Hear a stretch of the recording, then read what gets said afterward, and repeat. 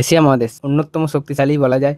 সেটি লোকসংখ্যার দিক থেকেও বলেন বা অর্থনীতির দিক থেকে বা মিলিটারি পাওয়ারের দিক থেকে সেই এশিয়া মহাদেশের একটি মহাশক্তি না হোক মেজর শক্তি হিসাবে ভারতের নাম উঠে এসেছে। প্রকাশ করেছে geopolitical think tank Lowy Institute Asia Power Index, এটি প্রকাশ করেছে এবং ভারতকে দেখিয়েছে একটি major power in the world. এই আখ্যা ভারতকে দেওয়া হয়েছে। ভারতকে কোনো ইন্টারমিডিয়েট পাওয়ার হিসেবে আর রাখা হয়নি, ভারতের স্থান বাড়ানো হয়েছে এবং মেজর পাওয়ার হিসাবে দেখা হচ্ছে, মানে বড় শক্তি করেছে। আর এই Luis institute Asia Power index নামে একটি নতুন ইন্ডেক্স প্রকাশ করেছে।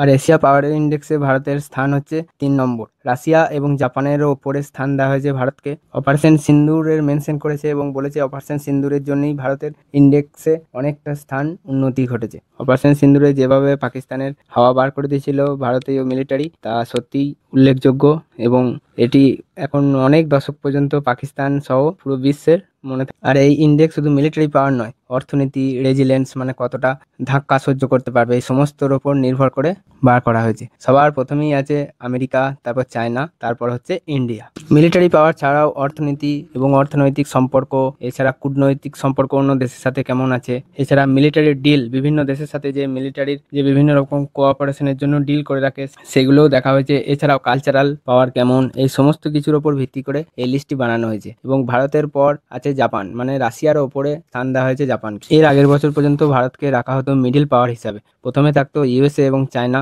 সুপার পাওয়ার, তারপর মিডিল পাওয়ার হিসাবে ভারত, রাশিয়া, জাপান এরা সব থাকতো। কিন্তু এইবার প্রথম ভারতের জন্য একটা নতুন শ্রেণী তৈরি করা হয়েছে। 3 নম্বর দেশ হিসাবে 2 নম্বর শ্রেণীতে আছে মেজর পাওয়ার রূপে ইন্ডিয়া। তো এটি ভারতের জন্য গর্বের বিষয় যে ভারতের বাইরের যারা জিওপলিটিক্যাল সংস্থা আছে তারাও অপারেশন সিন্দুর এবং ভারতের মিলিটারি পাওয়ার, অর্থনৈতিক পাওয়ার এই সমস্তকেই রেকগনাইজ দিচ্ছে এবং আস্তে আস্তে ভারতের যে একটা জেস্চার সেটি বিশ্বের মঞ্চে আরো বড় হচ্ছে। এখানে আমি একটা কথা বলে রাখি, সবসময় কালচারাল পাওয়ার এবং এবং যে কূটনৈতিক যে সম্পর্ক আছে এবং যে বাণিজ্যিক সম্পর্ক তৈরি করে বা যেটাকে বলে যে বিজনেস ডিল যেগুলো করা হয় সেগুলোকেও এর মধ্যে ইনক্লুড করা হয়েছে। তো এই ছোট্ট ইনফরমেটিভ ভিডিওটি কেমন লাগলো জানাতে ভুলবেন না। জয় হিন্দ, জয় ভারত।